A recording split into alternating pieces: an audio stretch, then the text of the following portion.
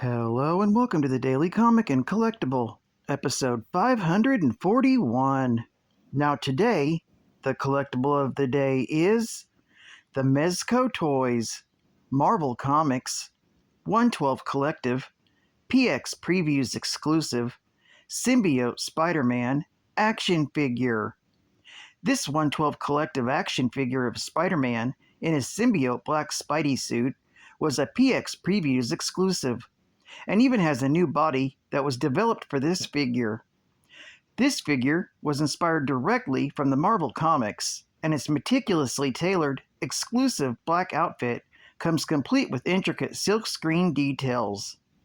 This 6-inch scale black suited Spidey features over 30 points of articulation for extreme posing and impressive displayability.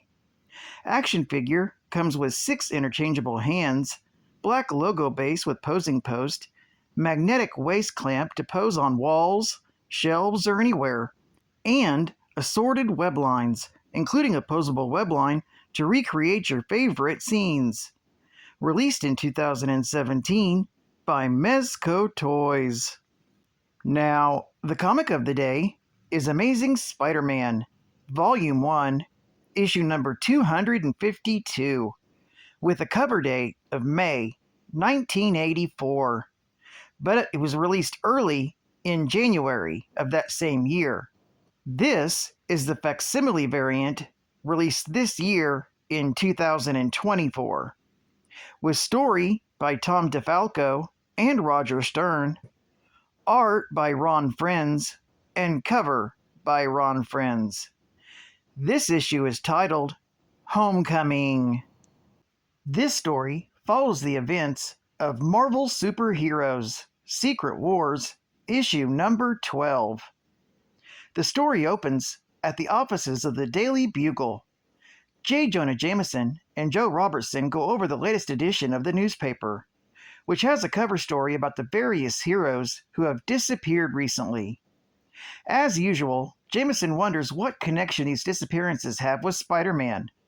However, Robertson, as editor-in-chief of the Bugle, refuses to shirk his journalistic integrity on unfounded rumor. Still, they wonder what has happened to the heroes, as they have all gone for days. At that very moment, on Sheep's Meadow in Central Park, gathering of police officers and reporters are shocked when a massive construct suddenly appears. Out leaps Spider-Man in a new black and white costume carrying Curt Connors. Spider-Man lands in front of a man with a thermos and asks for some of its contents for Connors to drink. It then sinks in that they finally made it home. Spider-Man rejoices. The officers on the scene ask who Spider-Man is, not recognizing him with his new costume. One officer refuses to believe it when the wall crawler introduces himself and reaches for his gun. Quick-thinking Spider-Man webs up the police officer's hand before he can fire a shot. Suddenly, the Avengers emerge from the portal, much to the relief of Spider-Man, who was starting to think that he and Connors were the only ones who made it back. With the crowd questioning the Avengers, Spider-Man decides that it's time for Connors and himself to leave. They swing into the nearby trees. The pair are still coming to terms with their experience on Battleworld, and the idea that a being like the Beyonder even exists. He reminds Connor that they should follow Reed Richards' advice and not say anything about it. They make a brief stop so Spider-Man can recover the clothing he left behind when he was first abducted. Much to his dismay, his web sack dissolved a while ago, and to make matters worse, birds have used his clothing as a nest. He is relieved to find his wallet and keys are still there, though. He then absorbs the items into his new costume, which has abilities that he has yet to totally figure out. With his belongings recovered, Spider-Man then web-slings Curt Connors back to his apartment, where he is happily reunited with his wife and son. Connor gives them a vague explanation as to what happened, and explains that he was happy that Spider-Man was there to help him. Billy remarks that he hardly recognizes Spider-Man in his new costume. With Connors dropped off, Spider-Man returns to his apartment in Chelsea and is happy to finally be home. Dropping through the bathroom skylight, the hero is still trying to make sense of everything that happened. Thinking about changing out of his costume, Spider-Man is surprised when his costume suddenly shapeshifts into street clothing. Peter thinks that perhaps he should take up Reed Richards on his offer to examine this costume. Feeling his face, Peter realizes that he hasn't shaved in days, and that leads him to panic since he hasn't talked to Aunt May since he first disappeared. He quickly calls Aunt May, and when she asks where he's been, he tells her that he's been on photo assignment for the Daily Bugle. Although Aunt May still insists on mothering him, she seems okay. After agreeing to come over for Sunday dinner, Peter ends the call and thinks about how much of a positive influence Nathan Lubinsky has been in her life since they met. Peter then tries to call his girlfriend, Felicia Hardy, in the hopes he can straighten out their relationship, but there's no answer. Peter knows that Felicia's been hiding some kind of secret from him, and learned from the Avengers and Fantastic Four that she'd approached both groups seeking a means of obtaining superhuman powers. Hungry, Peter goes out to get some food, deciding to try and reach Felicia again later. Not long after Peter leaves, the Black Cat arrives in Peter's apartment, looking for him. She's worried that he's been gone for so long, and she wants to talk to him. She's concerned that in her quest to get powers, she unwittingly got them from the Kingpin. She then leaves Peter's apartment to search for him elsewhere, wondering where he could have gone. Peter returns home with a pizza shortly after the cat has departed and checks his mail, finding only bills. Back inside his apartment, Peter thinks about how he needs to make some cash fast. Suddenly, his costume spits out his camera. Remembering that he took photos of his time on Battleworld, Peter thinks this might be what he needs for his money problems. Peter develops the photos, but after looking at how alien the images are, he comes to the frustrating realization that nobody would think that they were real. It's just as well, since Reed Richards recommended they keep their little war a secret. Tired, Peter hangs up his costume and goes to bed. Unfortunately, he can't bring himself to sleep because he's got too many thoughts in his head. Deciding to go out web-slinging, Peter is shocked when his costume melts off his chair and travels across the floor and melds over his body. But as soon as he goes web-slinging, he feels like his mind is more at ease. He quickly spots a mugging in progress and swings down to stop it. Upon seeing Spider-Man, the crook flees. His would-be victim also flees once he gets a look at Spider-Man, and he figures that it's probably because of his new costume.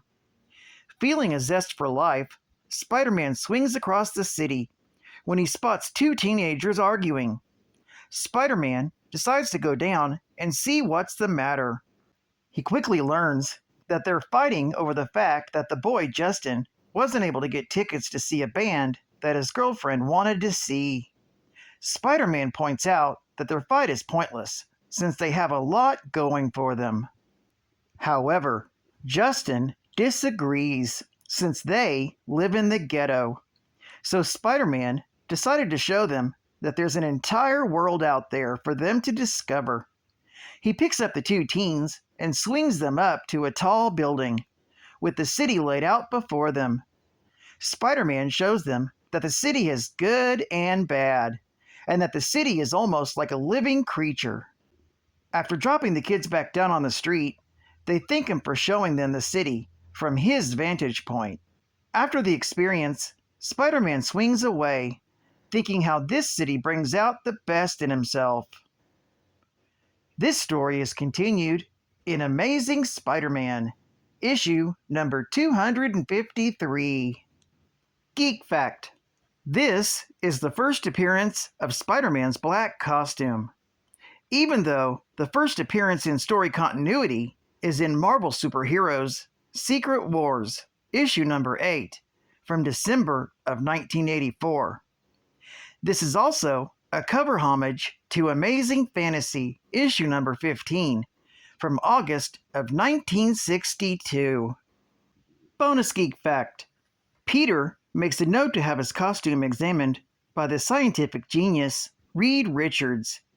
He eventually follows through on this in Amazing Spider-Man, issue number 258, from November of 1984.